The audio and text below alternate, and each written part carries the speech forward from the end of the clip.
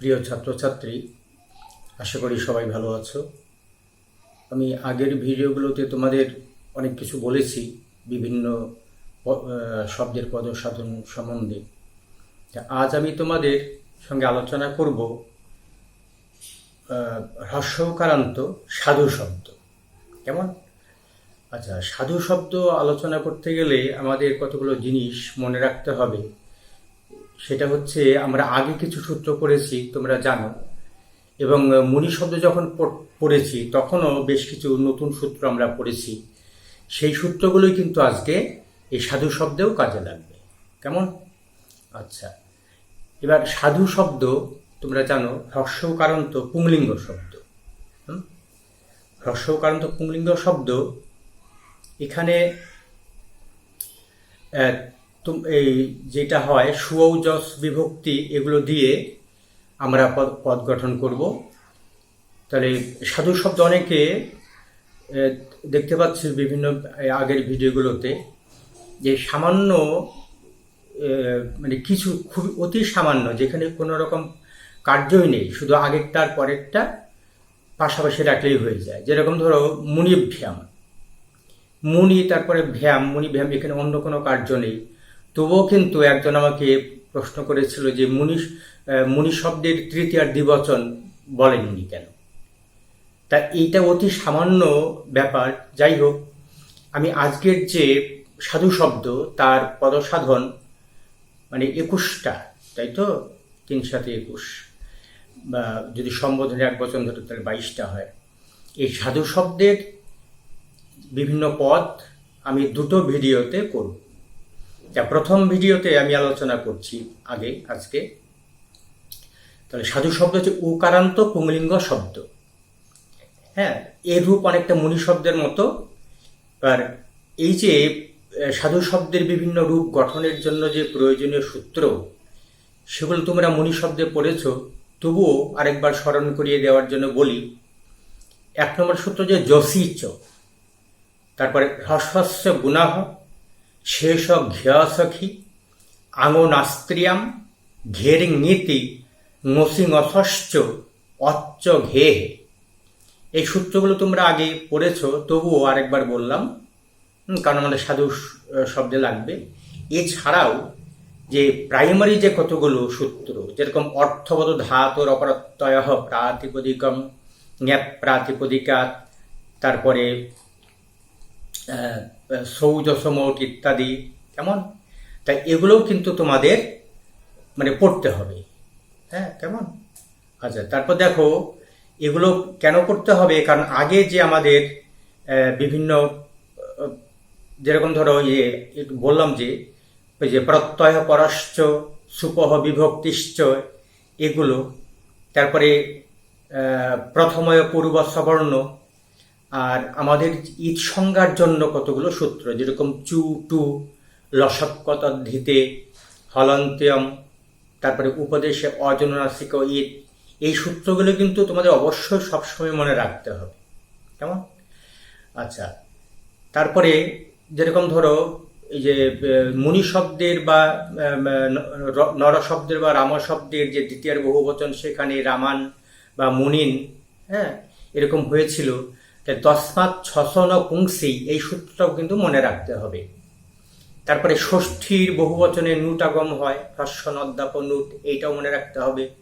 তারপরে সপ্তমীর যে সুবিভক্তি আদেশ প্রত্যয় অহ, এই সূত্র দ্বারা সেখানে মূর্ধন্য হয়। এগুলো এসেনশিয়াল সূত্র। কেমন? এগুলো কিন্তু তোমাদের মনে রাখতেই হবে, তা না হলে দেখবে খুব অসুবিধা হবে। যাই হোক, এগুলো আগের পোস্ট থেকে দেখে নিতে হবে। তাহলে এই যে সাধু শব্দ, এটা কিন্তু ঘি সংজ্ঞক শব্দ। ঘি সংজ্ঞক শব্দ। তা ঘি সংজ্ঞা কাকে বলে আমরা আগের পোস্টে পড়েছি, তবু আর একটু তোমাদের স্মরণ করিয়ে দিই। বলছে শেষ ঘ্যসখি। শেষ ঘ্যসখি মানে কি? যে সখী শব্দ বাদ দিয়ে নদী সংজ্ঞক ভিন্ন অন্য হ্রস্বইকারান্ত এবং হ্রস্বউকারান্ত শব্দের ঘি সংজ্ঞা হয়। মানে সখী শব্দ বাদ দিয়ে এবং নদী সংজ্ঞক শব্দকেও বাদ দিতে হবে। হ্যাঁ, বাদ বাকি যে ইকারান্ত এবং উকারান্ত শব্দ, তাদের ঘি সংজ্ঞা হয়। এবার নদী কাকে বলছে, একটা সূত্র আছে, জুস্ত্রাক্ষৌ নদী। তার মানে কতগুলো নিত্য স্ত্রীলিঙ্গ শব্দ আছে, যেরকম দীর্ঘইকারান্ত, দীর্ঘকারান্ত, হ্রস্বইকারান্ত আছে, মতি, নদী, মধু, বধূ। হ্যাঁ, এগুলো হচ্ছে নদী সংজ্ঞক শব্দ। কাজে এগুলো বাদ দিয়ে এটা করতে হবে। হ্যাঁ, তাহলে মুনি, হরি, কবি, ঋষি, সাধু, ভানু, বিষ্ণু, এগুলো কিন্তু সবই ঘি সংজ্ঞক শব্দ। কারণ সখী শব্দ ভিন্ন, তারপরে আবার নদী সংজ্ঞক শব্দ ভিন্ন। কেমন? আচ্ছা, এবার এই যে ঘি সংজ্ঞক শব্দের কি কি কাজ হয় তোমরা মুনি শব্দ পড়তে গিয়ে পড়েছ। হ্যাঁ, যেহেতু তোমরা আবার নতুন করে মানে এই সূত্রগুলো আবার আগের ভিডিওতে খুঁজতে যাবে না, যার ফলে আমি এখানে তোমাদের সেটা বলছি। কেমন? যেরকম ধরো আমাদের যেটা একটু আগে বললাম যে ঘি সংজ্ঞক শব্দের যে কাজ হয় সেটা 4টে কাজ হয়। কি কি? যে পুংলিঙ্গে ও ক্লিবলিঙ্গে, স্ত্রীলিঙ্গে কিন্তু হয় না, পুংলিঙ্গে ও ক্লিবলিঙ্গে ঘি সংজ্ঞক শব্দের পর আং, আং মানে টা, তৃতীয়ার এক বচন, এই টা স্থানে না হয়। তোমরা মুনি না পড়েছ, সেরকম এটা হবে সাধু না। তারপরে চতুর্থী, পঞ্চমী, ষষ্ঠী, সপ্তমীর যে এক বচন, যেরকম ঙে, ঙসি, ঙস এবং ঙে, এগুলোর উমইত হয়, সেই জন্য এগুলো হচ্ছে ঙিত প্রত্যয়। এবার এই 4টি ঙিত সুখ যদি পরে থাকে, তাহলে ঘি সংজ্ঞক যে অঙ্গ, তার মানে আমরা যে শব্দটা পড়ছি এখানে সাধু শব্দ হবে, ঘি সংজ্ঞক অঙ্গ, তার গুণ হবে। গুণ মানে সবচেয়ে শেষে যে স্বরটা তার গুণ হবে। গুণ হলে ইকারের স্থানে একার হবে এবং হ্রস্ব উকারের স্থানে ওকার হবে। কেমন? আচ্ছা, তারপরে আছে যে ঘি সংজ্ঞক শব্দের একার বা ওকারের পর ঙসি এবং ঙসের অকার থাকলে ঙসি পঞ্চমের এক বচনের বিভক্তি, ঙস ষষ্ঠী এক বচনের বিভক্তি। কেমন? তাই এদের উমইত হয় লসক্ক তদ্ধিতে সূত্র দ্বারা। ঙসির ইকার উচ্চারণের জন্য থাকলো অস, এবং ঙস যে তারও থাকে অস, অদন্তস্বয় হসন্ত। তাহলে এবার দেখো, তাহলে এগুলো কি হবে, যে ঙসি এবং ঙস এর অকার থাকলে পূর্ব একার বা ওকার এবং পরবর্তী অকার মিলে পূর্বরূপ একাদেশ হয়। তার মানে আগে যেটা থাকবে সেটাই হবে। কেমন? এখানে অন্য কোনো সন্ধি কার্য হবে না। তারপরে আরেকটা নিয়ম আছে যে হ্রস্ব ইকার এবং হ্রস্ব উকারের পর নিয়ে স্থানে ও এবং ঘি সংজ্ঞকের অন্তে অকারাদেশ হয়। দেখো, হ্রস্ব ইকার এবং হ্রস্ব উকারের পর, কেমন? তা হ্রস্ব ইকার আমাদের এখানে নেই, আমাদের এখানে হ্রস্ব উকার আছে সাধু শব্দ যেহেতু। তারপরে নিয়ে স্থানে, নি মানে সপ্তমীর এক বচন, তাহলে নিয়ে স্থানে ও হবে। আবার ঘি সংজ্ঞক শব্দের যে অন্তবর্ণ তার জায়গায় অ হবে, তার মানে সাধুর যে হ্রস্ব তার জায়গায় অ হবে, হয়ে যাবে সাধ, দন্তস্ব একার্ধ, আর তারপরে ও। এই 4টে ব্যতিক্রম অন্য সূত্রের, মানে অন্য যে শব্দ ঘি সংজ্ঞক বাদ দিয়ে অন্য যে শব্দ, এই 4টি কিন্তু ব্যতিক্রম আছে। এইগুলো তোমরা একটু ভালো করে দেখে নেবে। কেমন? আচ্ছা, তারপরে আমাদের এবার রূপসিদ্ধিতে আসি। আচ্ছা, তাহলে এরপরে দেখো প্রথম যে শব্দ সাধু, তাহলে সাধু, সাধু, সাধবঃ, তাহলে প্রথমের এক বচন, দ্বিবচন, বহুবচন। সাধু শব্দের কিছুই না, মানে সাধু যেটা প্রথমের এক বচন, সেখানে শুধু বিসর্গ লাগাতে হবে। তাহলে সাধু, তারপরে সুবিভক্তি প্রথমের এক বচনে। আগের মতোই তোমরা এই অর্থগত ধাতুর অপ্রত্যয় প্রাতিপদিকম সূত্র দ্বারা প্রাতিপদিক সংজ্ঞা করবে। তারপরে জ্ঞাপ প্রাতিপদিকাৎ সৌজ সমৌট প্রত্যয় পরশ্চ, তারপরে সুবিভক্তিশ্চ, তারপরে তান্নি একবচন, দ্বিবচন, বহুবচন আন্নি একসহ। হ্যাঁ, তারপর দ্বিবেকের দ্বিবচন ঐক বচনে। এই সমস্ত সূত্র দ্বারা পুংলিঙ্গে প্রথমার এক বচনে সুবিভক্তি। আমি এখানে সংস্কৃতে করে দিয়েছি। হ্যাঁ, তোমাদের বোঝার জন্য বাংলায় বলছি। তাহলে সুবিভক্তি হলো, তাহলে প্রথমে আগে প্রাতিপদিকের ব্যাপারটা বলতে হবে, হ্যাঁ, তারপরে আবার তোমাদের বলতে হবে এই সুবিভক্তি যে হলো তার বিভিন্ন সূত্র। আচ্ছা, এরপরে নেক্সট যে আমাদের স্টেপ হবে সেটা হচ্ছে এই সুয়ের যে উকার, সেটা উপদেশে অজন্নাসিক ইত, এই সূত্র দ্বারা ইত হবে, এবং তস্য লোপহ সূত্র দ্বারা তার লোপ হবে, থাকবে সাধুস। এবার এই যে সাধুস, তাহলে এখানে যেহেতু এটা পদান্ত, তাই তো, তখন কি হবে, সজুষ রুহু, এই সূত্র দ্বারা ওই দন্তস্ব স্থানে রু আদেশ হবে। এটা তোমরা আগেও দেখেছো। তারপরে রুয়ের উকার ইত এবং লোপ হবে। তোমরা অনুবন্ধ লোপ এটাও বলতে পারো, কারণ ইত সংজ্ঞক বর্ণকে অনুবন্ধ বলে। এরপরে এই যে র থাকলো, এই রয়ের পরে যেহেতু আর কোনো বর্ণ নেই, যার ফলে এটাকে বলা হয় অবসান, বিরাম অবসানম। এই সূত্র দ্বারা এই রয়ের অবসান সংজ্ঞা হলো, এবং খরবস্থানের বিসর্জনীয়, এই সূত্র দ্বারা বিসর্গ আদেশে সাধু, এই রূপটি সিদ্ধ হলো। তাহলে এখানে তো কোনো সমস্যা নেই। এরপরে আমরা দ্বিতীয়ার আর প্রথমার দ্বিবচন আসছি, সেটা হচ্ছে সাধু দন্তস্ব আকার ধয় দীর্ঘ। হ্যাঁ, অনেকেই এই এই জিনিসগুলো হ্রস্বকার দীর্ঘকার এগুলো ভুল করে, কিন্তু এগুলো ভুল করা ঠিক না। কেননা এগুলো তোমাদের তো মানে প্রাইমারি, হ্যাঁ, এগুলো একদম প্রাইমারি জিনিস, কাজে এটা তো মনে রাখতেই হবে। আচ্ছা, তারপরে দেখো তোমাদের তাহলে প্রথমার দ্বিবচন হচ্ছে সাধু দন্তস্ব আকার ধয় দীর্ঘ। তাহলে এখানে সাধু শব্দের দ্বিতীয়ার প্রথমার দ্বিবচন, প্রথমার দ্বিবচনের বিভক্তির চিহ্ন হচ্ছে ঔ। ঔ, তাহলে সাধু তারপরে ঔ। তাহলে একই রকম ভাবে আগে প্রাতিপদিক সংজ্ঞা করতে হবে, তারপরে ওই জ্ঞাপ প্রাতিপদিক সৌজ সম ইত্যাদি যে যে সমস্ত সূত্র আছে, হ্যাঁ, যদি এক বচনের হয়, এক বচন এবং দ্বিবচনের হয়, তাহলে বে কয়ের দ্বিবচন ঐক্য বচনে এই সূত্রটা শেষে লিখতে হবে। তাহলে পুংলিঙ্গ প্রথমা দ্বিবচনে ঔ বিভক্তি। কেমন? আচ্ছা, এইবার দেখো এখানে সাধু আর ঔ হিসাব মতো তো ইকচনচি সূত্র প্রবৃত্ত হওয়া উচিত, কিন্তু এখানে সেটা প্রবৃত্ত হবে না, কারণ একটা সূত্র আমরা পড়েছি যখন আমরা রাম শব্দ দেখেছি বা মুনি শব্দ দেখেছি, প্রথময় পূর্ব সবর্ণ। প্রথময় পূর্ব সবর্ণ মানে হচ্ছে যে এই যে প্রথমা এবং দ্বিতীয়া বিভক্তি, তার প্রথম যে রূপ, তার মানে সেই ছটা রূপ, সেখানে কি হয়, পূর্ব সবর্ণ দীর্ঘ একাদেশ হয়, মানে আগে যেটা থাকবে তার দীর্ঘ হবে। এখানে সাধু শব্দের উকার আছে, যার ফলে এই সাধু শব্দের উকার এবং পরের ঔকার মিলে দীর্ঘ উকার হয়ে গেল সাধু।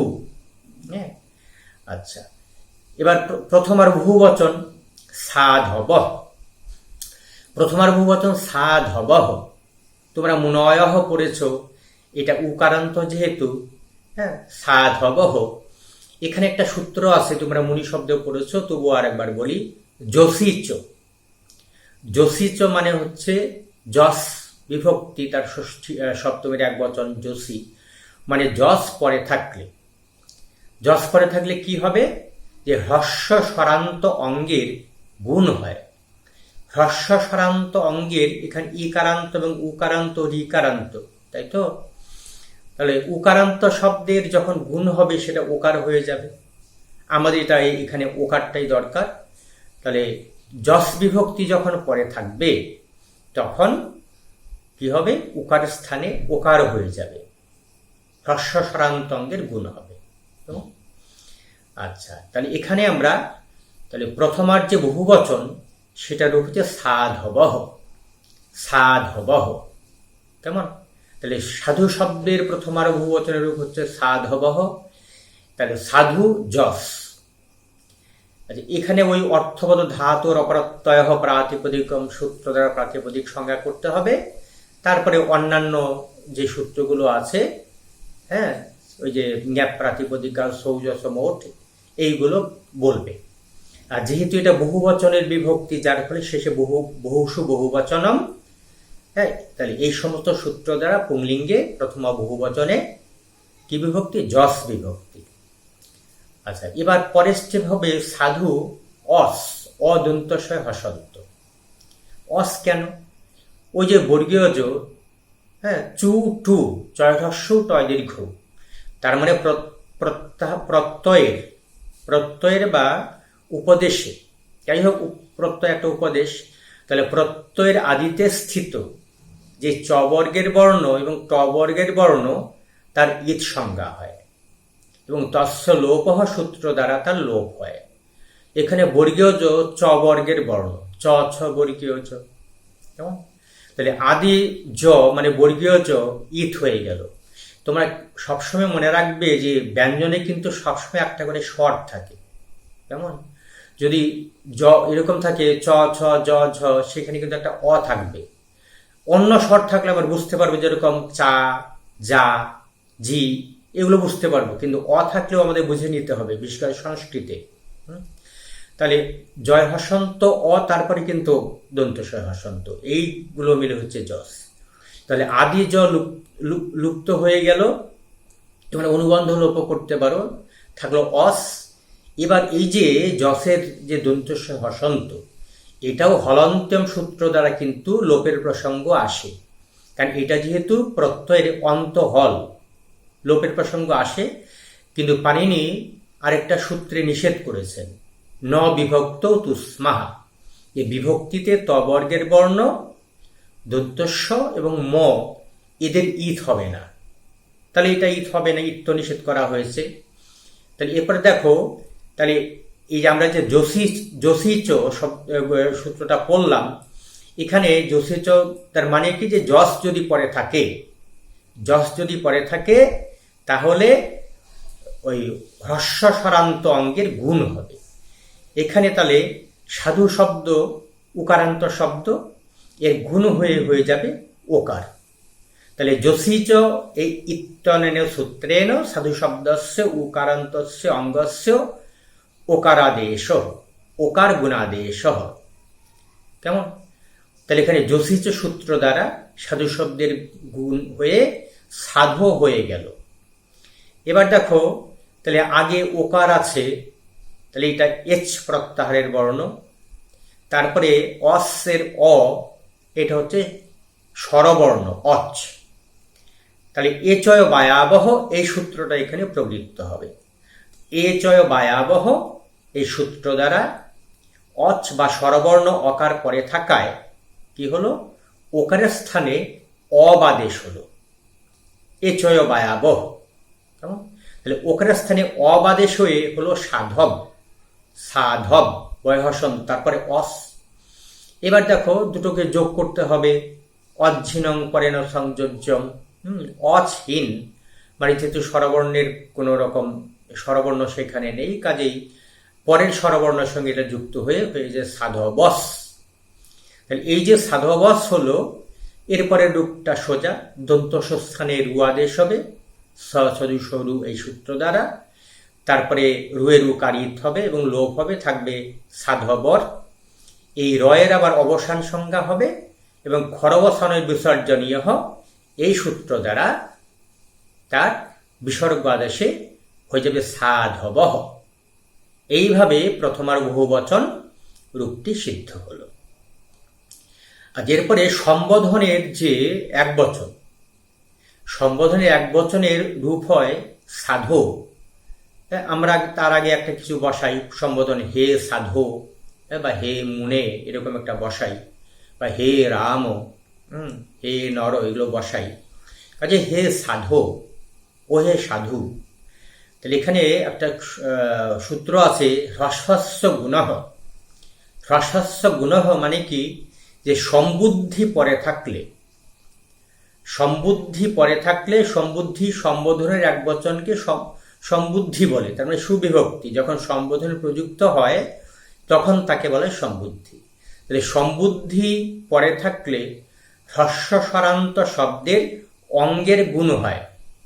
তাহলে সম্বোধনের এক বচন হচ্ছে সম্বুদ্ধি সু, তাহলে গুণ হলে এখানে হ্রস্বকারের স্থানে ওকার হয়ে যাবে, তাহলে হয়ে যাবে সাধু।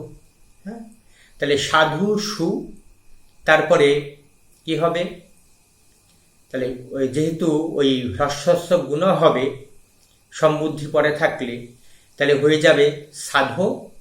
আচ্ছা, এই যে সুবিভক্তি, সুবিভক্তির উকারিত হবে এবং লোভ হবে, থাকবে দন্তস্বয় হসন্ত। আচ্ছা, তাহলে সাধুর জায়গায় হলো সাধো, হ্রস্বস্ব গুণ এই সূত্র দ্বারা। তারপরে দেখো, তাহলে সাধো তারপরে হলো স, দন্তস্বয় হসন্ত। তাহলে এখানে আরেকটা সূত্র, এই যে দন্তস্বয় হসন্ত যদি থাকে তাহলে তো আমাদের পদ গঠনটা হবে না। হ্যাঁ, তখন কি হবে দেখো, এখানে বলছে যে এং হ্রস্বাৎ সম্বুদ্ধেহে। এং হ্রস্বাৎ সম্বুদ্ধেহে মানে যে এই সম্বুদ্ধির যে দন্তস্ব, এটা কি হবে এগন্ত এবং হ্রস্বান্ত শব্দের পরে সেটা লোভ হয়ে যাবে। তাহলে যেহেতু এটা ও, তার মানে এং প্রত্যাহারে বর্ণ ওকার, তারপরে দন্তস্বয় হসন্ত আছে সম্বুদ্ধির স পরে, এটা যার ফলে এটা লোভ হয়ে যাবে সাধো। এখানে কিন্তু ওই পুংলিঙ্গ যে এক বচন ছিল সাধু, ওরকম কিন্তু হবে না। এখানে সুবিভক্তি হচ্ছে সম্বোধনে এক বচন, যার ফলে এর গুণ হলো সাধো। তারপরে যে ওই আলাদা অপৃক্ত হল যেটাকে আমরা বলছি দন্তস্বয় হসন্ত থাকলো, সেটা এং হ্রস্বাৎ সম্বুদ্ধে সূত্র দ্বারা সেটা লোভ হয়ে গেল সাধো। কেমন? এরপরে দ্বিতীয়ার এক বচন হচ্ছে সাধুম। এটা সবচেয়ে সোজা। হ্যাঁ, সাধু শব্দ তারপরে অম বিভক্তি, যেহেতু অম আছে পরে, তাহলে অমি পূর্বহ এই সূত্র দ্বারা পূর্বরূপ একাদেশ হয়ে গেল সাধুম। এখানে আর অন্য কোন রকম কার্য নেই। সাধু যেটা দন্তস্বয়কার ঢয় দীর্ঘ দ্বিতীয়ার দ্বিবচনের রূপ, এটা প্রথমার দ্বিবচনের মতোই হবে। শুধু পার্থক্য যে এখানে ঔট বিভক্তি, শুধু একটা স্টেপ বলতে হবে যে সাধু ও ঔট দ্বিতীয় দ্বিবচনের রূপ সাধু ঔট। তারপরে স্টেপ হবে যে হলন্ত্যম এই সূত্র দ্বারা টয়িত এবং তস্য লোপহ সূত্র দ্বারা তার লোপ। কেমন? তাহলে এখানে থাকলো তাহলে ঔ, তা আগের সূত্রের মতোই আমাদের আগের যে সাধু আছে প্রথময় পূর্ব সবর্ণ এই সূত্র দ্বারা সাধু শব্দের উকারের দীর্ঘ আদেশ হয়ে গেল সাধু। এইভাবে দ্বিতীয়ার দ্বিবচন সিদ্ধ হলো। এবার দ্বিতীয়ার বহুবচন সাধুন, দন্তস্বয় আকার ধয় দীর্ঘ দন্তন্য হসন্ত। তোমরা মুনিন পড়েছ, রামান পড়েছ, কাজে এখানে অসুবিধা হওয়ার কথা না।